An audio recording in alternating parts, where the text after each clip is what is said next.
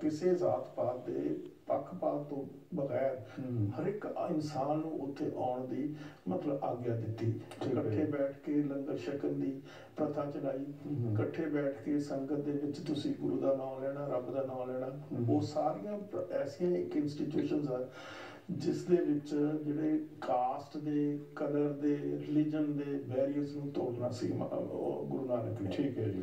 ਤੋ ਇਸ ਕਿਸਮ ਦੇ ਇੰਸਟੀਟਿਊਸ਼ਨਸ ਨਾ ਕੋਈ ਹੋਰ ਪੈਗੰਬਰ ਬਣਾ ਸਕਿਆ, ਨਾ ਕਿਸੇ ਪੈਗੰਬਰ ਨੇ ਇਹ ਸੋਚਿਆ। ਗੁਰੂ ਨਾਨਕ ਦਾ ਵਿਜ਼ਨ ਜਿਹੜਾ ਉਹ ਯੂਨੀਕ ਸੀ ਦੁਨੀਆ ਦੇ ਵਿੱਚ, ਯੂਨੀਵਰਸਲ। ਠੀਕ ਹੈ ਜੀ। ਉਹ ਚਾਹੁੰਦੇ ਸੀ ਵੀ ਸਾਰੀ ਮਾਨਵਤਾ ਦੇ ਵਿੱਚ ਜਿਹੜੀ ਕਹਿੰਦੇ ਨਾ ਇੰਗਲਿਸ਼ ਦੇ ਵਿੱਚ ਕਿੰਗਡਮ ਆਫ ਗੋਡ, ਜਿਹੜੇ ਰੱਬ ਦੀ ਬਹਿਸ਼ਤ ਹੈ ਉਹ ਇਸ ਧਰਤੀ ਦੇ ਉੱਤੇ ਆ ਜਾਵੇ। ਕੋਈ ਇਨਸਾਨ ਦੇ ਨਾਲ ਵਿਤਕਰਾ ਨਾ ਕਰੇ, ਕੋਈ ਕਿਸੇ ਨਾਲ ਨਫ਼ਰਤ ਨਾ ਕਰੇ, ਸਾਰੀ ਮਾਨਵਤਾ ਇੱਕੋ ਜਿਹੀ ਹੋਵੇ ਔਰ ਉਹਨਾਂ ਨੂੰ ਹੱਕ ਹੋਵੇ ਇਸ ਧਰਤੀ ਤੇ ਰਹਿਣ ਦਾ, ਔਰ ਉਹਨਾਂ ਨੂੰ ਹੱਕ ਵੀ ਹੋਵੇ ਇਸ ਧਰਤੀ ਤੇ ਆਪਣੇ ਤਰੀਕੇ ਨਾਲ, ਜਿਸ ਤਰ੍ਹਾਂ ਦਾ ਉਹ ਮਜ਼ਹਬ ਚਾਹੁੰਦੇ ਆ, ਜਿਸ ਤਰ੍ਹਾਂ ਦਾ ਉਹ ਜਿਸ ਦੇ ਵਿੱਚ ਵਿਸ਼ਵਾਸ ਰੱਖਦੇ ਆ, ਉਸ ਦੇ ਉੱਤੇ ਉਹ ਆਪਣੇ ਇਸ ਦੁਨੀਆ ਤੇ ਜਿਸ ਤੋਂ ਤੁਸੀਂ ਗੱਲ ਕੀਤੀ ਹੈ ਬੜਾ ਸੋਹਣਾ ਤੁਸੀਂ ਡਿਸਕ੍ਰਾਈਬ ਕੀਤਾ ਜਿਹੜੇ ਵਰਣਵਾਦ ਤੇ ਸਾਰੀਆਂ ਜਾਤਾਂ ਸਾਰੇ ਜਿਹੜੇ ਖਤਮ ਹੋ ਸਕਣ, ਸਮੁੱਚੀ ਮਾਨਵਤਾ ਇੱਕ ਥਾਂ ਆਣ ਕੇ ਬੈਠੇ ਤੇ ਜਿਹੜੇ ਇਹ ਗੁਰੂ ਪਾਤਸ਼ਾਹ ਨੇ ਸਿਧਾਂਤ ਚਲਾਏ ਨੇ। ਪਰ ਇਹ ਜਿਹੜੇ ਸਿਧਾਂਤ ਨੇ ਇਹਨਾਂ ਦੀ ਜਿਹੜੇ ਹੋਰ ਐਸਟੈਬਲਿਸ਼ਡ ਲੋਕ ਨੇ ਜਾਂ ਧਿਰਾਂ ਨੇ ਜਾਂ ਜਿਹੜੀਆਂ ਇਹਨੂੰ ਖਤਮ ਕਰਨ ਜਾਂ ਉਹਨਾਂ ਨੂੰ ਇਹਦੇ ਬਾਰੇ ਕੀ ਲੋੜ ਹੈ ਕਿਉਂਕਿ ਚੰਗੇ ਸਿਧਾਂਤ ਨੂੰ ਕਿਉਂ ਖਤਮ ਕਰਨਾ? ਉਹ ਇਸ ਕਰਕੇ ਖਤਮ ਕਰਨਾ ਚਾਹੁੰਦੇ ਆ ਕਿ ਜਿਹੜਾ ਵਰਨ ਆਸ਼ਰਮ ਧਰਮ ਆ ਉਹਦੇ ਚ ਵੈਸਟਡ ਇੰਟਰਸਟ ਆ। ਅੱਛਾ ਜੀ। ਜਿਹੜਾ ਬ੍ਰਾਹਮਣ ਆ ਉਹਨੇ ਉੱਤੇ ਬੈਠ ਕੇ ਕਹਿਣਾ ਵੀ ਮੈਨੂੰ ਹੱਕ ਰੇਪ ਕਰਨ ਦਾ ਵੀ ਹੈ। ਠੀਕ ਹੈ ਜੀ। ਮੈਨੂੰ ਹੱਕ ਉਹਨਾਂ ਤੋਂ ਕੰਮ ਲੈਣ ਦਾ ਵੀ ਹੈ ਤੇ ਉਹਨਾਂ ਨੂੰ ਮੁਆਵਜ਼ਾ ਦੇਣ ਦਾ ਕੋਈ ਮਤਲਬ ਨਹੀਂ। ਅੱਛਾ ਜੀ। ਮੈਨੂੰ ਹੱਕ ਆ ਮੈਂ ਆਪਣੇ ਧਰਮ ਨੂੰ ਆਪਣੇ ਤੱਕ ਰੱਖ ਕੇ ਆਪਣੀ ਜ਼ਬਾਨ ਜਿਹੜੀ ਸੰਸਕ੍ਰਿਤ ਲੈਂਗੁਏਜ ਆ, ਜਿਹੜੀ ਕਿ ਇੱਕ ਅਨਸਪੋਕਨ ਲੈਂਗੁਏਜ ਆ, ਉਹ ਆਪਣੇ ਹੀ ਬੰਦਿਆਂ ਨੂੰ ਦੇਵਾਂ। ਠੀਕ ਹੈ ਜੀ। ਤੇ ਜੰਗ ਦੇ ਜਿਹੜੇ ਵੀ ਕਰਤੱਵ ਆ ਉਹ ਵੱਡੀਆਂ ਜਾਤਾਂ ਦੇ ਬੰਦਿਆਂ ਨੂੰ ਹੀ ਲੈ ਦਿੱਤੇ ਜਾ ਸਕਦੇ ਆ, ਆਮ ਗਰੀਬ ਨੂੰ, ਪਛੜੀ ਸ਼੍ਰੇਣੀ ਨੂੰ ਨਹੀਂ ਦਿੱਤੇ ਜਾ ਸਕਦੇ। ਉਹ ਇੱਕ ਐਕਸਕਲੂਸਿਵ ਆਊਟਲੁੱਕ ਹੈ। ਠੀਕ ਹੈ। ਮਾਨਵਤਾ ਲਈ ਗੁਰੂ ਨਾਨਕ ਉਸ ਦੇ ਖਿਲਾਫ ਵਿਰੋਧ 'ਚ ਖੜੇ ਹੋਏ ਹਨ। तो कुदरती तौर पर ਜਿਹੜੇ ਵੈਸਟਡ ਇੰਟਰਸਟ ਆ ਉਸ ਵੇਲੇ ਚਾਹੇ ਹਿੰਦੂ ਪ੍ਰੀਸਟਲੀ ਕਲਾਸ ਦੇ ਆ, ਚਾਹੇ ਇਸਲਾਮਿਕ ਪ੍ਰੀਸਟਲੀ ਕਲਾਸ ਦੇ ਆ ਜਾਂ ਕੋਈ ਹੋਰ ਆ, ਉਹ ਮੁਖਾਲਫਤ ਕਰਨਗੇ ਕਿਉਂਕਿ ਉਹਨਾਂ ਦੀ ਮੋਨੋਪੋਲੀ ਜਿਹੜੀ ਆ ਉਸ ਨੂੰ ਗੁਰੂ ਨਾਨਕ ਚੈਲੰਜ ਕਰ ਰਿਹਾ। तो इस करके गुरु नानक दे सिद्धांत की विरोधता गुरु नानक दे अपने टाइम विच ही हो गई सी और हुई भी बड़ी जटिल तरीके दे नाल कि किसी ना किसी ढंग दे नाल इस नूं खत्म कर दिता जाए क्योंकि उस जे खत्म होएगी ताही उन्हां दी जिहड़ी मोनोपोली आ उन्हां दी सरदारी आ जिहड़े बेचारे पिछड़े ते गरीब जिहड़े लताड़े हुए लोग आ उन्हां ते ताही रह सकदी है। अच्छा जिद्दां डॉक्टर साहब तुसीं इह गल कही आ भी अपना जिहड़े ਇਹ ਲੋਕ ਨੇ ਜਿਹੜੇ ਆਪਣੇ ਆਪ ਨੂੰ ਸ਼ੁੱਧ ਖਵਾਉਣ ਵਾਲੇ ਨੇ ਖੁਦੀ ਵੀ ਉਹ ਕਿਸੇ ਨੂੰ ਰੇਪ ਵੀ ਕਰ ਦੇਣ ਤੇ ਉਹ ਆਪਣਾ ਹੱਕ ਸਮਝਦੇ ਨੇ। ਹਾਂ ਜੀ, ਤਾਂ ਲਿਖਿਆ ਹੈ। ਅੱਛਾ ਜੀ। ਵੇਦਾਂ ਸ਼ਾਸਤਰਾਂ ਹਿੰਦੂ ਦੇ ਤੁਸੀਂ ਵੇਦਾਂ ਸ਼ਾਸਤਰਾਂ ਦੀ ਕਹਾਣੀਆਂ ਪੜ੍ਹ ਲਓ, ਉਸ ਦੇ ਵਿੱਚ ਮਤਲਬ ਉਹਨਾਂ ਨੂੰ ਤਾਂ ਦੇ ਆਰ ਐਗਜ਼ੈਪਟਡ, ਉਹਨਾਂ ਨੂੰ ਕੋਈ ਸਜ਼ਾ ਨਹੀਂ ਉਸ ਦੀ ਮਿਲ ਸਕਦੀ। ਇੱਥੋਂ ਇਹ ਸਾਬਤ ਹੁੰਦਾ ਵਾ ਵੀ ਉਹ ਉਹੀ ਆਈਡੀਓਲੋਜੀ ਲੈ ਕੇ ਆਉਣਾ ਚਾਹੁੰਦੇ ਆ ਤਾਂ ਜੋ ਕਿ ਸਮੁੱਚਾ ਸਿਧਾਂਤ ਹੈ ਇਹਨੂੰ ਡਿਸਟਰਾਏ ਕੀਤਾ ਜਾ ਸਕੇ। ਹਾਂਜੀ, ਉਹ ਸਾਰੀ ਜਿਹੜੀ ਆਈਡੀਓਲੋਜੀ ਹੈ ਨਾ ਸੰਧੂ ਸਾਹਿਬ ਉਹ ਇਨਕਾਰਪੋਰੇਟ ਕਰ ਰਹੇ ਆ ਇਸ ਵੇਲੇ ਹਿੰਦੁਸਤਾਨ ਦੀ ਜਿਹੜੀ ਫੰਕਸ਼ਨਿੰਗ ਆ। ਪਹਿਲਾਂ ਤਾਂ ਲੁਕੇ ਛਿਪੇ ਸੀਗੀ, ਹੁਣ ਓਪਨਲੀ ਉਹਨਾਂ ਨੇ ਅਨਫੋਲਡ ਕਰਤੀ ਆ ਆਪਣੀ ਜਿਹੜੀ ਪਾਲਿਸੀ ਆ ਹਿੰਦੁਸਤਾਨ ਦੀ ਸਟੇਟ ਲਈ। ਜਿੱਥੇ ਵੀ ਮਤਲਬ ਜਾਂਦੇ ਆ ਮੋਦੀ ਜੀ ਪ੍ਰਾਈਮ ਮਿਨਿਸਟਰ ਹਿੰਦੁਸਤਾਨ ਤੇ, ਉਹ ਆਪਣੀ ਆਈਡੀਓਲੋਜੀ ਦੀ ਗੱਲ ਕਰਦੇ ਆ, ਆਪਣੇ ਧਰਮ ਦੀ ਗੱਲ ਕਰਦੇ ਆ, ਆਪਣੇ ਧਾਰਮਿਕ ਗ੍ਰੰਥਾਂ ਦੀ ਗੱਲ ਕਰਦੇ ਆ ਜਿਵੇਂ ਕੋਈ ਹੋਰ ਚੀਜ਼ ਹੈ ਹੀ ਨਹੀਂ ਦੁਨੀਆ ਦੇ ਵਿੱਚ। ਠੀਕ ਹੈ ਜੀ। ਹਿੰਦੁਸਤਾਨ ਦੇ ਵਿੱਚ ਜਿਵੇਂ ਕੋਈ ਹੋਰ ਚੀਜ਼ ਹੋਈ ਹੀ ਨਹੀਂ। ਉਹ ਸਰਕਾਰ ਵੀ ਚਲਾ ਰਹੇ ਆ, ਸਰਕਾਰ ਦੇ ਨਾਲ ਜਿਹੜੇ ਹਿੰਦੂਤਵ ਦਾ ਏਜੰਡਾ ਵੀ ਚਲਾ ਰਹੇ ਨੇ। ਅੱਜ ਹਿੰਦੂਤਵ ਦੇ ਏਜੰਡੇ ਦੇ ਅਧੀਨ ਮਤਲਬ ਕੋਈ ਆਪਣਾ ਧਰਮ ਆਪਣੇ ਤਰੀਕੇ ਨਾਲ ਨਹੀਂ ਬਣਾ ਸਕਦਾ। ਜਿਸ ਤਰ੍ਹਾਂ ਇਸਲਾਮ ਨੂੰ ਕਿਹਾ ਜਾਂਦਾ ਕਿ ਧਰਮ ਪਰਿਵਰਤਨ ਕਰੋ ਤੁਸੀਂ, ਸਿੱਖਾਂ ਦੇ ਉੱਤੇ ਇਹ ਗੱਲ ਠੋਸੀ ਜਾਂਦੀ ਹੈ ਵੀ ਤੁਹਾਡੀ ਤਾਂ ਕੋਈ ਇੰਡੀਪੈਂਡੈਂਟ ਆਇਡੈਂਟੀਟੀ ਹੈ ਹੀ ਨਹੀਂ ਧਰਮ ਦੀ, ਤੁਸੀਂ ਤਾਂ ਸਾਡੇ ਧਰਮ ਦਾ ਇੱਕ ਸਬਸੈਟ ਹਿੱਸਾ ਹੀ ਹੈ, ਇੱਕ ਹਿੱਸਾ ਹੋ ਤੁਸੀਂ ਸਾਡੇ ਧਰਮ ਦਾ। ਇਸ ਕਿਸਮ ਦੀਆਂ ਜਿਹੜੀਆਂ ਘਿਨਾਉਣੀਆਂ ਚੀਜ਼ਾਂ ਲੋਕਾਂ ਨੂੰ ਡਿਸਟਰਬ ਕਰ ਰਹੀਆਂ ਔਰ ਲੋਕ ਬੜੇ ਮਤਲਬ ਭੈਭੀਤ ਹੋਏ ਪਏ ਆ, ਖਾਸ ਤੌਰ ਤੇ ਉੱਤੇ ਘੱਟ ਗਿਣਤੀਆਂ ਵਾਲੇ। ਹੁਣ ਦੇਖੋ ਕਿੰਨੀ ਸ਼ਰਮਨਾਕ ਗੱਲ ਆ, ਕੁਛ ਦਿਨ ਪਹਿਲਾਂ ਉੱਥੇ ਇੱਕ ਗਿਰਜੇ ਦੇ ਉੱਤੇ ਉਹਨਾਂ ਨੇ ਕ੍ਰਾਈਸਟ ਦੀ ਜਿਹੜੀ ਮੂਰਤੀ ਸੀ ਉਸ ਨੂੰ ਲਾ ਕੇ ਇੱਕ ਜਿਹੜਾ ਕੁੱਤੇ ਦਾ ਪਟਾ ਉਹਦੇ ਗਲ 'ਚ ਪਾ ਦਿੱਤਾ। ਹਾਂ, ਮੈਂ ਵੀ ਦੇਖਿਆ, ਤੁਸੀਂ ਦੇਖਿਆ ਹੋਣਾ, ਟੀਵੀ ਤੇ ਵੀ ਲਿਖਿਆ ਹੋਣਾ, ਅਖਬਾਰਾਂ 'ਚ ਵੀ ਪੜ੍ਹਿਆ ਹੋਣਾ। ਮਤਲਬ ਹੁਣ ਚਾਹੇ ਅਸੀਂ ਕ੍ਰਿਸਚੈਨਿਟੀ 'ਚ ਬਿਲੀਵ ਨਹੀਂ ਕਰਦੇ, ਪਰ ਸਾਡੇ ਲਈ ਵੀ ਉਨੀ ਹੀ ਦੁਖਦਾਈ ਗੱਲ ਹੈ। ਕਿਸੇ ਆਦਮੀ ਦੇ ਵਿਸ਼ਵਾਸ ਦੇ ਜਿਹੜੇ ਪਾਤਰ ਆ, ਧਾਰਮਿਕ ਜਿਹੜੇ ਉਹਨਾਂ ਦੇ ਚਿੰਨ੍ਹ, ਉਹਨਾਂ ਨੂੰ ਤੁਸੀਂ ਇਸ ਤਰੀਕੇ ਨਾਲ ਉਹਨਾਂ ਦੀ ਤੋਹੀਨ ਕਰੋ, ਵੈਂਡਲਾਈਜੇਸ਼ਨ ਕਰੋ, ਇਹ ਬੜੀ ਇਨਹਿਊਮਨ ਗੱਲ ਹੈ। ਮਤਲਬ ਇਹ ਬੜੀ ਘਿਨਾਉਣੀ ਗੱਲ ਹੈ। ਇੰਨਾ ਕੁਝ ਵਾਪਰ ਰਿਹਾ, ਇੰਨਾ ਕੁਝ ਵਾਪਰ ਰਿਹਾ ਔਰ ਸ਼ਰੇਆਮ ਵਾਪਰ ਰਿਹਾ।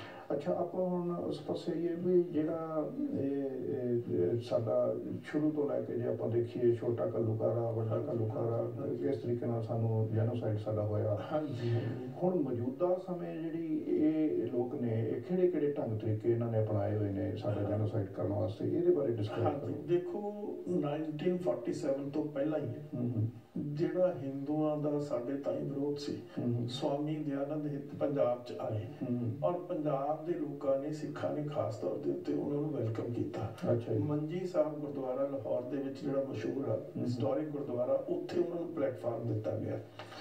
ਅੱਛਾ, ਦਇਆਨੰਦ ਜੀ ਹੋਣਾ, ਦਇਆਨੰਦ ਨੂੰ, ਸਵਾਮੀ ਦਇਆਨੰਦ ਨੂੰ, ਉਹਦਾ ਪੰਜਾਬ ਦੇ ਨਾਲ ਕੋਈ ਤਾਲੁਕ ਨਹੀਂ ਸੀ। ਠੀਕ ਹੈ। ਉਹ ਯੂਪੀ ਦੇ ਵਿੱਚ ਆਪਣਾ ਪ੍ਰਚਾਰ ਕਰ ਰਿਹਾ ਸੀ ਆਪਣੇ ਧਰਮ ਦਾ। ਤਾਂ ਸਿੱਖ ਜਿਹੜੇ ਭੋਲੇ ਤਾਂ ਹੈਗੇ, ਉਹਨਾਂ ਨੂੰ ਇਹ ਖਿਆਲ ਆਇਆ ਵੀ ਇੱਕ ਆਦਮੀ ਆ ਜਿਹੜਾ ਮੂਰਤੀ ਪੂਜਾ ਦਾ ਖੰਡਨ ਕਰਦਾ, ਜ਼ਾਤ ਪਾਤ ਦਾ ਖੰਡਨ ਕਰਦਾ, ਤੇ ਹੋਵੇ ਨਾ ਤਾਂ ਉਹ ਬੰਦਾ ਬੜਾ ਪਾਵਰਫੁਲ ਸਪੀਕਰ ਸੀ, ਬੜਾ ਸਟਰੋਂਗ ਸਪੀਕਰ ਸੀ, ਵੀ ਉਸ ਨੂੰ ਅਸੀਂ ਪੰਜਾਬ ਦੇ ਵਿੱਚ ਬੁਲਾਈਏ, ਇਨਵੀਟੇਸ਼ਨ ਦੇਈਏ। ਇਹ ਸਿੱਖਾਂ ਦੀ ਇਨਵੀਟੇਸ਼ਨ ਤੇ ਉਹ ਪੰਜਾਬ ਦੇ ਵਿੱਚ ਆਇਆ। ਅੱਛਾ, ਆਪਣੇ ਆਪ ਨਹੀਂ ਹੋਇਆ? ਆਪਣੇ ਆਪ ਨਹੀਂ ਆਇਆ। ਇਹ ਬੜੀ ਤਰਾਸਦੀ ਹੈ ਸਾਡੀ। ਅੱਛਾ, ਕਿਉਂਕਿ ਸਾਡੇ ਲੋਕ ਹੈਗੇ ਬੜੇ ਭੋਲੇ, ਕਿਉਂਕਿ ਅਸੀਂ, ਸਾਨੂੰ ਤਾਂ ਅਰਦਾਸ ਦੇ ਵਿੱਚ ਵੀ ਕਹਿੰਦੇ ਆ, ਵਿਸ਼ਵਾਸ ਦਾਨ ਦੇ ਗੁਰੂ ਪਰਮਾਤਮਾ ਸਾਨੂੰ ਵਾਹਿਗੁਰੂ ਵਿਸ਼ਵਾਸ ਦਾ ਦਾਨ ਦੇਵੇ। ਵਿਸ਼ਵਾਸ ਦਾ ਦਾਨ, ਅਸੀਂ ਦੂਸਰੇ ਤੇ ਵਿਸ਼ਵਾਸ ਕਰਦੇ, ਇਨਸਾਨ ਤੇ ਵਿਸ਼ਵਾਸ ਕਰਦੇ, ਹੈ ਬਹੁਤ ਵੱਡੀ ਗੱਲ। ਪਰ ਉਹ ਕਈ ਵਾਰੀ ਜਿਹੜਾ ਦੂਸਰਾ ਆਦਮੀ ਆ, ਉਹ ਸਾਡੇ ਵਿਸ਼ਵਾਸ ਨੂੰ ਮਿਸਯੂਜ਼ ਕਰਦਾ, ਜਿਸ ਤਰ੍ਹਾਂ ਸਵਾਮੀ ਦਇਆਨੰਦ ਨੇ ਕੀਤਾ। ਅੱਛਾ ਜੀ। ਤਾਂ ਉਸ ਤੋਂ ਬਾਅਦ ਸਵਾਮੀ ਦਇਆਨੰਦ ਨੂੰ ਪਤਾ ਲੱਗਿਆ ਹੌਲੀ ਹੌਲੀ ਵੀ ਇਹ ਸਿੱਖ ਤਾਂ ਆਪਣੀ ਸੈਪਰੇਟ ਆਇਡੈਂਟੀਟੀ ਦੀ ਗੱਲ ਕਰਦੇ। ਜਿਸ ਤਰ੍ਹਾਂ ਉਹਦੇ ਵਿੱਚ ਗਿਆਨੀਦੀਪ ਸਿੰਘ, ਪ੍ਰੋਫੈਸਰ ਗੁਰਮੁਖ ਸਿੰਘ, ਬੜੇ ਵੱਡੇ ਸਟਰੋਂਗ ਬੰਦੇ ਸੀਗੇ ਔਰ ਬੜੇ ਟੌਪ ਦੇ ਇੰਟੈਲੈਕਚੁਅਲ ਸੀ ਔਰ ਗਿਆਨੀ ਸੀ ਸਾਰੀਆਂ ਚੀਜ਼ਾਂ ਦੇ ਉਹ। ਤਾਂ ਉਹ ਪ੍ਰਚਾਰ ਕਰ ਰਹੇ ਸੀ ਵੀ ਸਿੱਖਾਂ ਦੀ ਆਪਣੀ ਇੱਕ ਇੰਡੀਪੈਂਡੈਂਟ ਆਇਡੈਂਟੀਟੀ ਆ। ਅਸੀਂ ਮੂਰਤੀ ਪੂਜਾ ਦਾ ਖੰਡਨ ਕਰਦੇ ਹਾਂ, ਅਸੀਂ ਜ਼ਾਤ ਪਾਤ ਦਾ ਖੰਡਨ ਕਰਦੇ ਹਾਂ, ਅਸੀਂ ਇੱਕ ਯੂਨੀਵਰਸਲਿਜ਼ਮ ਹਿੰਦੁਸਤਾਨ ਦੇ ਵਿੱਚ ਕੀ ਸਾਰੀ ਦੁਨੀਆ 'ਚ ਲਿਆਉਣਾ ਚਾਹੁੰਦੇ ਹਾਂ। ਤਾਂ ਉਸ ਨੂੰ ਜਦੋਂ ਪਤਾ ਲੱਗਿਆ ਵੀ ਇਹ ਤਾਂ ਦੂਸਰੇ ਪਾਸੇ ਸਾਡੇ ਸਿਸਟਮ ਦੇ ਖਿਲਾਫ ਆ, ਸਿੱਖਾਂ ਨੂੰ ਪਤਾ ਲੱਗਿਆ ਵੀ ਇਹ ਸਾਡਾ ਉਹੀ ਗੱਲ ਕਰ ਰਿਹਾ ਜਿਹੜੀ ਦੂਜੇ ਹਿੰਦੂ, ਸਨਾਤਨ ਹਿੰਦੂ ਕਰ ਰਹੇ। ਠੀਕ ਹੈ। ਤਾਂ ਉਸ ਤੋਂ ਬਾਅਦ ਉਹਨਾਂ ਦਾ ਵਖਰੇਵਾ ਹੋ ਗਿਆ। ਫਿਰ ਸਵਾਮੀ ਦਇਆਨੰਦ ਨੇ ਆਪਣਾ ਗ੍ਰੰਥ ਲਿਖਿਆ ਜਿਸ ਨੂੰ ਕਹਿੰਦੇ ਸਤਿਆਰਥ ਪ੍ਰਕਾਸ਼। ਅੱਛਾ ਜੀ। ਉਹ ਮਤਲਬ ਲਿਖਿਆ ਗਿਆ ਸੰਸਕ੍ਰਿਤ ਦੇ ਵਿੱਚ, ਫਿਰ ਉਹਦੀ ਟ੍ਰਾਂਸਲੇਸ਼ਨ ਹੋ ਗਈ, ਹਿੰਦੀ ਦੇ ਵਿੱਚ ਵੀ ਹੋ ਗਈ, ਇੰਗਲਿਸ਼ ਦੇ ਵਿੱਚ ਵੀ ਹੋਈ, ਜਿਸ ਦੇ ਵਿੱਚ ਉਸ ਨੇ ਸਿੱਧੇ ਤੌਰ ਤੇ ਗਾਲੀ ਗਲੋਚ ਦਿੱਤਾ ਗੁਰੂ ਨਾਨਕ ਲਈ, ਅੱਛਾ ਜੀ, ਦੂਜੇ ਗੁਰੂ ਸਾਹਿਬਾਨ ਲਈ, ਸਾਡੀ ਜਿਹੜੀ ਪਹਿਚਾਨ ਆ ਦੇਸ਼ਾਂ ਦੀ ਉਸ ਦੇ ਖਿਲਾਫ, ਸਾਹਿਬਜ਼ਾਦਿਆਂ ਦੇ ਖਿਲਾਫ, ਸਾਡੇ ਜਿਹੜੇ ਬਹੁਤ ਵੱਡੇ ਹੀਰੋ ਆ ਬੰਦਾ ਬਹਾਦਰ ਦੇ ਖਿਲਾਫ ਉਸ ਨੇ ਮਤਲਬ ਇਤਨੀ ਸ਼ਲੀਲ ਲਫ਼ਜ਼ਾਂ ਦੇ ਵਿੱਚ ਬੇਇੱਜ਼ਤੀ ਕੀਤੀ ਜਿਸ ਨੂੰ ਮਤਲਬ ਬਰਦਾਸ਼ਤ ਕਰਨਾ ਮੁਸ਼ਕਿਲ ਹੈ। ਇਹ ਜਿਹੜੇ ਆਪਣੇ ਆਪ ਨੂੰ ਸਵਾਮੀ ਅਖਵਾਉਂਦੇ ਨੇ, ਜਿਹੜਾ ਸਵਾਮੀ ਦਇਆਨੰਦ ਜਿਹੜਾ ਕਿ ਆਰੀਆ ਸਮਾਜ ਦਾ ਫਾਊਂਡਰ ਹੈ। ਅੱਛਾ ਜੀ। ਤਾਂ ਉਸ ਬੰਦੇ ਨੇ ਜਦੋਂ ਸਤਿਆਰਥ ਪ੍ਰਕਾਸ਼ ਛਾਪਿਆ ਤਾਂ ਬੜੇ ਫਸਾਦ ਹੋ ਗਏ, ਸਿੱਖਾਂ ਨਾਲ ਨਹੀਂ, ਦੂਸਰੇ ਪਾਸੇ ਮੁਸਲਮਾਨਾਂ ਨਾਲ। ਜਿਸ ਤਰ੍ਹਾਂ ਸਿੱਖ ਗੁਰੂਆਂ ਦੀ ਤੋਹੀਨ ਕੀਤੀ, ਜਿਸ ਤਰ੍ਹਾਂ ਸਿੱਖ ਪਹਿਰਾਵੇ ਦੀ ਤੋਹੀਨ ਕੀਤੀ, ਇਸੇ ਤਰੀਕੇ ਨਾਲ ਉਹਨੇ ਇਸਲਾਮ ਦੀ ਵੀ ਕੀਤੀ। ਮੁਹੰਮਦ ਸਾਹਿਬ ਦੇ ਖਿਲਾਫ ਬਹੁਤ ਕੁਝ ਹੋਇਆ। ਇਸ ਜਿਹੜੀ ਗ੍ਰੰਥ ਦੇ ਵਿੱਚ ਲਿਖਿਆ, ਗ੍ਰੰਥ ਦੇ ਵਿੱਚ ਲਿਖਿਆ। ਔਰ ਉਸ ਗ੍ਰੰਥ ਤੋਂ ਬਾਅਦ ਮੁਸਲਮਾਨਾਂ ਦੇ ਤੇ ਆਰੀਆ ਸਮਾਜੀਆਂ ਦੇ ਫਸਾਦ ਹੋਏ, ਪੰਜਾਬ ਦੇ ਵਿੱਚ, ਲਾਹੌਰ ਦੇ ਵਿੱਚ ਹੋਏ, ਇੱਧਰ ਹੋਏ, ਸਾਰੇ ਪਾਸੇ ਹੋਏ। ਇੱਕ ਉਹਨਾਂ ਨੇ ਹੋਰ ਕੰਮ ਸ਼ੁਰੂ ਕੀਤਾ ਕਿ ਅਸੀਂ ਜੀ ਧਰਮ ਪਰਿਵਰਤਨ ਕਰਨਾ। ਸਿੱਖਾਂ ਨੂੰ ਵੱਡੇ ਵੱਡੇ ਜਲਸੇ ਕਰਕੇ ਉੱਥੇ ਸਟੇਜ ਤੇ ਲਿਜਾ ਕੇ ਉਹਨਾਂ ਦਾ ਮੁੰਡਨ ਕਰਨਾ ਸ਼ੁਰੂ ਕਰਤਾ। ਕੇਸਾਂ ਦੀ ਬੇਅਦਬੀ ਕਰਕੇ ਉਹਨਾਂ ਨੂੰ ਫਿਰ ਉੱਥੇ ਜੱਗ ਕਰਕੇ, ਉੱਥੇ ਇਸ ਤਰ੍ਹਾਂ ਹਵਨ ਕਰਕੇ ਉਹਨਾਂ ਨੇ ਕਿਹਾ ਲਓ ਜੀ ਤੁਹਾਡੀ ਪਰਿਵਰਤਨ, ਤੁਸੀਂ ਹੁਣ ਮਤਲਬ ਧਰਮ ਸਿੰਘ ਤੋਂ ਧਰਮ ਕੁਮਾਰ ਹੋ ਗਏ। ਇਸ ਤਰ੍ਹਾਂ ਨਾਮ ਵੀ ਬਦਲ ਦੇਣਾ। ਔਰ ਇਸ ਕਿਸਮ ਦੀ ਤਾਂ ਸਿੱਖਾਂ ਦੇ ਮਨਾਂ ਦੇ ਵਿੱਚ ਵੀ ਬੜੀ, ਇਹ ਉਦੋਂ ਹੋ ਰਿਹਾ ਸੀ, ਉਦੋਂ ਹੋ ਰਿਹਾ ਸੀ ਵੱਡੇ ਸਕੇਲ ਦੇ ਉੱਤੇ। ਲੋਕੀ ਆਪ ਜਾ ਰਹੇ ਸੀਗੇ, ਲੋਕਾਂ ਨੂੰ ਗੁੰਮਰਾਹ ਕਰਨ ਦਿੱਤਾ ਜਾਂਦਾ ਸੀ। ਅੱਛਾ ਜੀ। ਲੋਕਾਂ ਨੂੰ ਮਤਲਬ ਵਿਚਾਰਿਆਂ ਨੂੰ, ਇਨੋਸੈਂਟ ਜਿਹੜੇ ਲੋਕ ਆ ਉਹਨਾਂ ਨੂੰ ਪਤਾ ਹੀ ਨਹੀਂ ਸੀ ਕਿਸੇ ਗੱਲ ਦਾ ਵੀ ਆਹੋ ਇੱਕ ਬਹੁਤ ਵਧੀਆ ਧਰਮ ਆ, ਇੱਕ ਬਹੁਤ ਵਧੀਆ ਸੰਕਲਪ ਹੈ ਇਸ ਧਰਮ ਦਾ। ਉਸ ਤਰ੍ਹਾਂ ਉਹਨਾਂ ਨੂੰ ਸਟੇਜ ਦੇ ਉੱਤੇ ਲਿਜਾ ਕੇ ਉਹਨਾਂ ਦੇ ਕੇਸਾਂ ਦੀ ਬੇਅਦਬੀ ਕਰ ਦੇਣੀ, ਪੱਗ ਉਤਾਰ ਦੇਣੀ, ਕਤਲ ਕਰ ਦੇਣੇ। ਤਾਂ ਫਿਰ ਉਸ ਤੋਂ ਬਾਅਦ ਹੁਣ ਇਹ ਨਾ ਕਿ ਸਿੱਖਾਂ ਨਾਲ, ਈਸਾਈਆਂ ਨਾਲ ਵੀ ਇਹੀ ਕਰਦੇ ਸੀ, ਮੁਸਲਮਾਨਾਂ ਨਾਲ ਵੀ ਉਹ ਇਹੀ ਕਰਦੇ ਸੀ। ਮੁੱਛ ਵਾਲੀ ਇੱਕ ਜਗ੍ਹਾ ਲਾਹੌਰ ਦੇ ਵਿੱਚ ਇਹ ਕਹਿ ਲਓ ਕਿ ਕਿਹਾ ਜਾ ਸਕਦਾ ਕਿ ਜੈਨੋਸਾਈਡ ਦੇ ਤਰੀਕੇ ਸਨ। ਹਾਂ, ਇਹ ਇੱਕ ਕਿਸਮ ਦੀ ਨਫ਼ਰਤ, ਇੱਕ ਕਿਸਮ ਦੀ ਇਸ ਕਿਸਮ ਦੀ ਅਵਰਸ਼ਨ ਸਿੱਖਾਂ ਦੇ ਖਿਲਾਫ ਕਿ ਅਸੀਂ ਕੋਈ ਚੀਜ਼ ਸਿੱਖਾਂ ਦੀ ਬਰਦਾਸ਼ਤ ਨਹੀਂ ਕਰਨੀ। ਇਨਟੋਲਰੈਂਸ ਟੁਵਰਡਸ ਸਿੱਖਸ, ਠੀਕ ਹੈ, ਚਾਹੇ ਸਿੱਖਾਂ ਦਾ ਗ੍ਰੰਥ, ਚਾਹੇ ਸਿੱਖਾਂ ਦੇ ਗੁਰੂ ਸਾਹਿਬਾਨ, ਸਾਡਾ ਇਤਿਹਾਸ, ਸਾਡੀਆਂ ਪਰੰਪਰਾਵਾਂ, ਸਾਰੀ ਚੀਜ਼ ਲਈ ਇੱਕ ਬਹੁਤ ਡੀਪ ਰੂਟਡ ਹੇਟਰਡ ਉਹਨਾਂ ਦੇ ਮਨ ਦੇ ਵਿੱਚ ਸੀ। ਠੀਕ ਹੈ ਜੀ। ਤਾਂ ਉਹ ਹੇਟਰਡ ਦੀ ਇਹ ਪ੍ਰੋਜੈਕਸ਼ਨ ਸੀਗੀ। ਠੀਕ ਹੈ ਵੀ ਉਹਨਾਂ ਨੂੰ ਬਾਹਰ ਕੱਢ ਕੇ। ਤਾਂ ਇਸ ਸਾਡੇ ਵੀ ਜਿਹੜੇ ਵੱਡੇ ਵਿਦਵਾਨ ਹੋਏ, ਭਾਈ ਕਾਹਨ ਸਿੰਘ ਤੇ ਇਸੇ ਤਰੀਕੇ ਨਾਲ ਗਿਆਨੀ ਦਿੱਤ ਸਿੰਘ, ਪ੍ਰੋਫੈਸਰ ਗੁਰਮੁਖ ਸਿੰਘ ਤੇ ਭਾਈ ਵੀਰ ਸਿੰਘ, ਭਾਈ ਜੋਤ ਸਿੰਘ, ਇਹਨਾਂ ਨੇ ਬੜਾ ਕੰਮ ਕੀਤਾ। ਠੀਕ ਹੈ। ਉਸ ਦੇ ਚੀਜ਼ ਦੇ ਖਿਲਾਫ ਸਿੱਖੀ ਦੀ ਰੀਅਲ ਪ੍ਰੋਜੈਕਸ਼ਨ ਵੀ ਸਾਡਾ ਜਿਹੜਾ ਧਰਮ ਆ ਉਹ ਇੰਡੀਪੈਂਡੈਂਟ ਸੋਵਰਨ ਰਿਲੀਜਨ ਆ। ਇਸ ਦਾ ਕਿਸੇ ਦੂਸਰੇ ਧਰਮ ਦੇ ਨਾਲ ਕੋਈ ਲੈਣਾ ਦੇਣਾ ਨਹੀਂ। ਅਸੀਂ ਸਾਰੀ ਦੁਨੀਆ ਦੇ ਲੋਕਾਂ ਦਾ ਸਤਿਕਾਰ ਕਰਦੇ ਹਾਂ, ਲੋਕਾਂ ਦੇ ਧਰਮਾਂ ਦਾ ਸਤਿਕਾਰ ਕਰਦੇ ਹਾਂ, ਪਰ ਅਸੀਂ ਆਪਣਾ ਇੰਡੀਪੈਂਡੈਂਟ ਸਾਡਾ ਧਰਮ ਹੈ। ਔਰ ਸਾਡੀ ਧਰਮ ਦੀ ਪਰੰਪਰਾ ਔਰ ਸਾਡੀ ਧਰਮ ਦਾ ਜਿਹੜਾ ਆਬਜੈਕਟਿਵ ਵੀ ਇਹ ਹੈ ਕਿ ਮਾਨਵਤਾ ਨੂੰ ਆਪਣੇ ਕਲਾਵੇ ਵਿੱਚ ਲੈਣਾ, ਸਭੇ ਸਾਂਝੀ ਵਾਰਸਦਾ ਹੈ। ਸਾਂਝੀ ਵਾਰਸਦਾ ਹੈ। ਅੱਛਾ। ਗੁਰੂ ਤੇਗ ਬਹਾਦਰ ਦੀ ਸ਼ਹਾਦਤ ਵੀ ਇਸੇ ਚੀਜ਼ ਤੇ ਹੈ ਨਾ, freedom of expression of religion.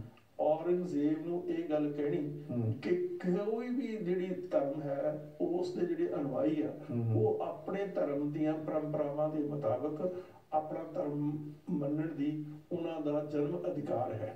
ਇਸ ਦੇ ਵਿੱਚ ਜਿਹੜੀ ਸਟੇਟ ਉਹ ਇੰਟਰਫੀਅਰ ਨਹੀਂ ਕਰ ਸਕਦੀ, ਧੱਕਾਸ਼ਾਹੀ ਨਹੀਂ ਕਰ ਸਕਦੀ, ਇੰਟਰਫੀਅਰ ਨਹੀਂ ਕਰ ਸਕਦੀ। ਮਰਜ਼ੀ ਨਾਲ ਕੋਈ ਮਰਜ਼ੀ ਨਾਲ ਜੋ ਮਰਜ਼ੀ ਕਰੇ, ਹਾਂਜੀ, ਆਪਣਾ ਧਰਮ ਪਰਿਵਰਤਨ ਵੀ ਕਰ ਲੇ। ਠੀਕ ਹੈ। ਪਰ ਕਿਸੇ ਨੂੰ ਸਟੇਟ ਫੋਰਸੀਬਲੀ ਨਹੀਂ ਕਨਵਰਟ ਕਰਾ ਸਕਦੀ। ਠੀਕ ਹੈ ਜੀ। ਦੇਖੋ ਜੀ, ਇੱਕ ਬੜੀ ਕਮਾਲ ਦੀ ਗੱਲ ਆ ਜਿਹੜੀ ਕਿ ਸਿੱਖ ਦੁਨੀਆ ਨੂੰ ਦੱਸ ਨਹੀਂ ਸਕੇ।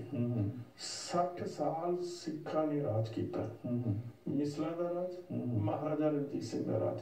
ਉਹ ਮਿਸਲਾਂ ਜਾਂ ਮਹਾਰਾਜਾ ਰਣਜੀਤ ਸਿੰਘ ਦਾ ਰਾਜ ਨਹੀਂ ਸੀ, ਉਹ ਸਿੱਖ ਰਾਜ ਸੀ। ਉਸ ਸਿੱਖ ਰਾਜ ਦੇ ਵਿੱਚ ਇੱਕ ਬੰਦੇ ਨੂੰ ਵੀ ਮਜਬੂਰ ਨਹੀਂ ਕੀਤਾ ਗਿਆ ਵੀ ਤੂੰ ਆਪਣਾ ਧਰਮ ਬਦਲ। ਕਿਸੇ ਦੇ ਧਰਮ ਗ੍ਰੰਥ ਦੀ ਕੋਈ ਤੋਹੀਨ ਨਹੀਂ ਕੀਤੀ ਗਈ। ਸੋ ਮਚ ਸੋ ਇੱਕ ਆਦਮੀ ਕੁਰਾਨ ਲਿਖ ਕੇ ਆਪਣੇ ਸਿਰ ਦੇ ਉੱਤੇ ਲਿਜਾ ਰਿਹਾ ਸੀ। ਮਹਾਰਾਜਾ ਰਣਜੀਤ ਸਿੰਘ ਨੇ ਉਸ ਨੂੰ ਦੇਖ ਲਿਆ, ਉਸ ਨੂੰ ਪੁੱਛਿਆ ਵੀ ਤੂੰ ਕਿੱਥੇ ਲੈ ਜਾ ਰਿਹਾ? ਉਹ ਕਹਿੰਦਾ ਜੀ ਮੈਂ ਹੈਦਰਾਬਾਦ ਨਿਜ਼ਾਮ ਦੇ ਕੋਲ ਲਿਜਾ ਰਿਹਾ ਕਿਉਂਕਿ ਇਹਦਾ ਮੁੱਲ ਸਿਰਫ ਉਹੀ ਦੇ ਸਕਦਾ। ਤੇ ਉਹਨੇ ਕਿਹਾ ਵੀ ਕਿੰਨੇ ਚ ਤੂੰ ਦੇਗਾ, ਉਹਨੂੰ ਕਿੰਨੇ ਪੈਸੇ ਲਏਗਾ? ਉਹਨੇ ਕਿਹਾ ਵੀ ਮੈਂ 50,000 ਲਊ। ਤਾਂ ਮਹਾਰਾਜਾ ਰਣਜੀਤ ਸਿੰਘ ਨੇ ਉਹਨੂੰ 1 ਲੱਖ ਰੁਪਈਆ ਦਿੱਤਾ। ਅੱਛਾ ਜੀ। ਔਰ 1 ਲੱਖ ਰੁਪਈਆ ਦੇ ਕੇ ਉਸ ਨੂੰ ਆਪਣੇ ਸਿਰ ਦੇ ਉੱਤੇ ਰੱਖ ਕੇ ਮਸਜਿਦ ਦੇ ਵਿੱਚ ਬਿਰਾਜਮਾਨ ਕਰ ਦਿੱਤਾ। ਠੀਕ ਹੈ। ਉਹਦਾ ਸਤਿਕਾਰ ਕੀਤਾ। ਮਤਲਬ ਕਿਸੇ ਦੂਸਰੇ ਧਰਮ ਗ੍ਰੰਥ, ਕੋਈ ਮਸਜਿਦ ਨੂੰ ਨਹੀਂ ਤੋੜਿਆ ਗਿਆ, ਕੋਈ ਮਸਜਿਦ ਦੀ ਤੋਹੀਨ ਨਹੀਂ ਕੀਤੀ ਗਈ, ਕਿਸੇ ਮੰਦਿਰ ਦੀ ਤੋਹੀਨ ਨਹੀਂ, ਬਲਕਿ ਮੰਦਿਰਾਂ ਨੂੰ ਬਹੁਤ ਵੱਡੀਆਂ ਗ੍ਰਾਂਟਾਂ ਦਿੱਤੀਆਂ ਗਈਆਂ, ਮਸਜਿਦਾਂ ਨੂੰ ਗ੍ਰਾਂਟਾਂ ਦਿੱਤੀਆਂ ਗਈਆਂ। ਉਹ ਜਿਹੜਾ ਰਾਜ ਸੀ ਉਹ ਰਣਜੀਤ ਸਿੰਘ ਦਾ ਨਹੀਂ ਸੀ। ਜੇ ਰਣਜੀਤ ਸਿੰਘ ਦਾ ਹੁੰਦਾ, ਹੋ ਸਕਦਾ ਕੋਈ ਜੋੜਾ ਜਬਰੀ ਕਰਦੇ, ਹੋ ਸਕਦਾ ਦੂਜੇ ਧਰਮਾਂ ਨੂੰ ਮਜਬੂਰ ਕਰਕੇ ਆਪਣੇ ਧਰਮ 'ਚ ਤਬਦੀਲ ਕਰਦੇ। ਇੱਕ ਵੀ ਐਸੀ ਐਗਜ਼ਾਮਪਲ ਨਹੀਂ ਜਿਸ ਦੇ ਵਿੱਚ ਇਹ ਤੁਸੀਂ ਕਹਿ ਸਕੋ ਵੀ ਕਿਸੇ ਇੱਕ ਬੰਦੇ ਨੂੰ ਮਜਬੂਰ ਕਰਕੇ ਉਹਦੇ ਧਰਮ ਤੋਂ ਦੂਸਰੇ ਸਿੱਖ ਧਰਮ 'ਚ ਪਰਿਵਰਤਨ ਕਰਨ ਲਈ ਕਿਹਾ ਗਿਆ ਹੋਵੇ। ਅੱਛਾ ਜੀ। ਦੇਖੋ ਕਮਾਲ ਦੀ ਗੱਲ ਹੈ, Discovery of India Pandit Jawahar Lal Nehru ਦੀ ਬਹੁਤ ਮਸ਼ਹੂਰ ਕਿਤਾਬ ਆ। ਉਹ ਸਾਰੀ ਕਿਤਾਬ ਹਿੰਦੁਸਤਾਨ ਦੇ ਇਤਿਹਾਸ ਨੂੰ ਡੀਲ ਕਰਦੀ ਹੈ। ਠੀਕ ਹੈ। ਉਸ ਦੇ ਵਿੱਚ ਮਹਾਰਾਜਾ ਰਣਜੀਤ ਸਿੰਘ ਦੀ ਜੋ ਤਾਰੀਫ ਕੀਤੀ ਗਈ ਹੈ, ਉਸਨੇ ਉਹ ਕਮਾਲ ਦੀ ਗੱਲ। ਅੱਛਾ ਜੀ। ਉਸਨੇ ਕਿਹਾ ਹਿੰਦੁਸਤਾਨ 'ਚ ਨਹੀਂ, ਭਾਰਤ 'ਚ ਨਹੀਂ, ਸਾਰੀ ਦੁਨੀਆ 'ਚ ਇਸ ਕਿਸਮ ਦਾ ਰਾਜ ਨਹੀਂ ਹੋਇਆ ਜਿਸ ਕਿਸਮ ਦਾ ਮਹਾਰਾਜਾ ਰਣਜੀਤ ਸਿੰਘ ਨੇ ਕੀਤਾ।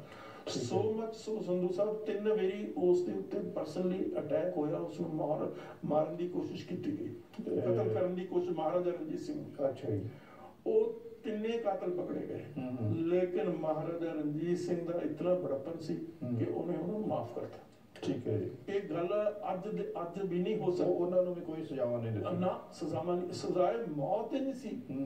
ਜਦ ਕਿ ਜਵਾਹਰ ਲਾਲ ਨਹਿਰੂ ਆਪਣੀ ਕਿਤਾਬ 'ਚ ਲਿਖਦਾ ਵੀ ਗ੍ਰੇਟ ਬ੍ਰਿਟਨ ਦੇ ਵਿੱਚ ਜਿਹੜਾ ਕਿ ਆਪਣੇ ਆਪ ਨੂੰ ਬੜਾ ਐਡਵਾਂਸਡ ਡੈਮੋਕ੍ਰੇਸੀ ਕਹਿੰਦਾ, ਬੜਾ ਵਧੀਆ ਮੁਲਕ ਕਹਿੰਦਾ, ਰੂਲ ਆਫ ਲਾ ਦੀ ਗੱਲ ਕਰਦੇ ਆ, ਉਸ ਮੁਲਕ ਦੇ ਵਿੱਚ ਛੋਟੀ ਛੋਟੀ ਚੋਰੀ ਕਰਨ ਵਾਲਿਆਂ ਦੇ ਕਿਸੇ ਦੇ ਨੱਕ ਕੱਟ ਦਿੱਤਾ ਜਾਂਦਾ ਸੀ, ਕਿਸੇ ਦੇ ਕੰਨ ਕੱਟ ਦਿੱਤੇ ਜਾਂਦੇ ਸੀ, ਕਿਸੇ ਦੇ ਹੱਥ ਕੱਟ ਜਾਂਦੇ ਸੀ। ਪਿਲਫਰੇਟਸ ਉਹਨੂੰ ਇੰਗਲਿਸ਼ ਦੇ ਵਿੱਚ ਲੈ, ਛੋਟੀ ਚੋਰੀ ਕਰਨ ਵਾਲੇ। ਅੱਛਾ, ਆਪਾਂ ਉਸ ਪਾਸੇ ਆਈਏ ਕਿ ਜਿਹੜੇ ਜੈਨੋਸਾਈਡ ਜਿਹੜੇ ਸਾਡੇ ਪੁਰਾਣੇ ਸਮੇਂ ਵਿੱਚ ਹੋਏ ਆ, ਅੱਜ ਜਿਹੜੇ ਹੋ ਰਹੇ ਨੇ, ਕਿਹੜੇ ਢੰਗ ਤਰੀਕੇ ਅਪਣਾ ਰਹੇ ਨੇ? ਅੱਜ ਜੀ ਸਾਡੇ ਵੱਡੀ ਗੱਲ ਆ, ਸਾਡੇ ਗ੍ਰੰਥ ਤੇ ਵੀ ਅਟੈਕ, ਸਾਡੀ ਆਇਡੈਂਟੀਟੀ ਤੇ ਵੀ ਅਟੈਕ, ਸਾਡੀਆਂ ਜਿਹੜੀਆਂ ਪ੍ਰੈਕਟਿਸਿਸ ਆ ਉਹਨਾਂ ਤੇ ਵੀ ਅਟੈਕ ਆ। ਫਿਰ ਸਭ ਤੋਂ ਵੱਡੀ ਬਦਕਿਸਮਤੀ ਵਾਲੀ ਗੱਲ ਹੈ ਕਿ ਉਹਨਾਂ ਨੇ ਸਾਡੇ ਲੀਡਰਾਂ ਨੂੰ ਕੈਪਚਰ ਕੀਤਾ ਗਿਆ। RSS ਦਾ ਟੋਟਲ ਕੰਟਰੋਲ ਆ ਸਾਡੀ ਪੋਲੀਟੀਕਲ ਲੀਡਰਸ਼ਿਪ ਦੇ ਉੱਤੇ।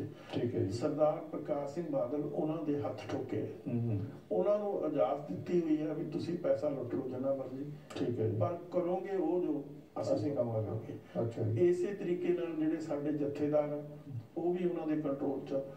ਦੋ ਜਗ੍ਹਾ ਸਾਡੇ ਜਿਹੜੇ ਤਖਤ ਆ ਉਹਨਾਂ ਤੇ ਤਾਂ ਸਿੱਧੇ ਤੌਰ ਤੇ ਉਹਨਾਂ ਨੇ ਆਪਣੇ ਬੰਦੇ ਅਪਾਇੰਟ ਕਰਤੇ ਆ। ਸਮਝ ਹਜ਼ੂਰ ਸਾਹਿਬ ਉਹਨਾਂ ਨੇ ਬੰਦਾ ਲਾਤਾ, ਤਾਰਾ ਸਿੰਘ ਜਿਹੜਾ ਉਹਨਾਂ ਦਾ ਬੀਜੇਪੀ ਦਾ MLA ਆ, ਠੀਕ ਹੈ, ਮਹਾਰਾਸ਼ਟਰ ਅਸੈਂਬਲੀ ਦਾ। ਦੂਸਰੇ ਪਾਸੇ ਇਕਬਾਲ ਪਟਨਾ ਸਾਹਿਬ ਇਕਬਾਲ ਸਿੰਘ ਲਾਇਆ ਗਿਆ, ਜਿਹੜੇ ਕਿ ਅਸ਼ਲੀਲ ਬੰਦੇ ਆ, ਜਿਨ੍ਹਾਂ ਦਾ ਕੋਈ ਕੈਰੈਕਟਰ ਨਹੀਂ, ਜਿਨ੍ਹਾਂ ਦਾ ਸਿੱਖੀ ਬਾਰੇ ਕੋਈ ਉਹਨਾਂ ਨੂੰ ਨੌਲੇਜ ਨਹੀਂ, ਅੰਡਰਸਟੈਂਡਿੰਗ ਨਹੀਂ, ਉਹਨਾਂ ਨੂੰ ਸਿੱਧੇ ਤੌਰ ਤੇ ਲਾਤਾ। ਔਰ ਪ੍ਰਕਾਸ਼ ਸਿੰਘ ਬਾਦਲ ਦੀ ਜਿਹੜੀ ਪਾਰਟੀ ਆ ਅਕਾਲੀ ਦਲ, ਉਹ ਬੀਜੇਪੀ ਦੇ ਨਾਲ ਸਾਂਝੀਵਾਲ ਆ ਸੈਂਟਰ ਦੇ ਵਿੱਚ, ਲੇਕਿਨ ਉਹ ਬਾਵਜੂਦ ਇਸ ਗੱਲ ਦੇ ਉਹਨੂੰ ਤਾਰਾ ਸਿੰਘ ਨੂੰ ਹਟਾ ਨਹੀਂ ਸਕੇ। ਤੋ ਇਹ ਜਿਹੜੇ ਸਾਡੇ ਜਥੇਦਾਰ ਸਾਹਿਬ ਆ ਉਹ ਮਤਲਬ ਉਹਨਾਂ ਦੇ ਅੰਦਰੂਨੀ ਤੌਰ ਤੇ ਕੰਟਰੋਲ 'ਚ ਆ। ਅੱਛਾ, ਇੱਕ ਪਾਸੇ ਡਾਕਟਰ ਸਾਹਿਬ ਇਹਨਾਂ ਦੀ ਪੋਲੀਟੀਕਲ ਸਾਂਝ ਹੈ, ਪੋਲੀਟੀਕਲ ਅਲਾਈਅੰਸ ਰੱਖਣ, ਚਲੋ ਸਾਨੂੰ ਕੋਈ ਉਹਨਾਂ ਦਾ ਇਤਰਾਜ਼ ਨਹੀਂ ਹੈਗਾ, ਚਲੋ ਉਹਨਾਂ ਨੂੰ ਹੋ ਸਕਦਾ ਲੋੜ ਹੋਵੇ ਜਾਂ ਉਹਨਾਂ ਨੂੰ ਲੋੜ ਹੋਵੇ, ਪਰ ਜਿਹੜੀ ਸਾਡੀ ਧਾਰਮਿਕ ਖੇਤਰ ਦੇ ਵਿੱਚ ਸਾਡੀ ਆਈਡੀਓਲੋਜੀ ਦੇ ਵਿੱਚ ਸਿੱਧਾ ਦਖਲਅੰਦਾਜ਼ੀ ਹੋ ਰਹੀ ਹੈ, ਤੇ ਉਹ ਉਹਨਾਂ ਦਾ ਏਜੰਡਾ ਸੰਧੂ ਸਾਹਿਬ, RSS ਦਾ ਇੱਕ ਏਜੰਡਾ। ਮੈਂ 2000 ਦੇ ਵਿੱਚ ਹਿੰਦੁਸਤਾਨ ਟਾਈਮਸ ਅੰਗਰੇਜ਼ੀ ਦਾ ਜਿਹੜਾ ਅਖਬਾਰ ਛਪਦਾ ਉਹਦੇ 'ਚ ਆਰਟੀਕਲ ਲਿਖਿਆ ਸੀ, ਉਹਦਾ ਟਾਈਟਲ ਆ article the RSS agenda at the 6।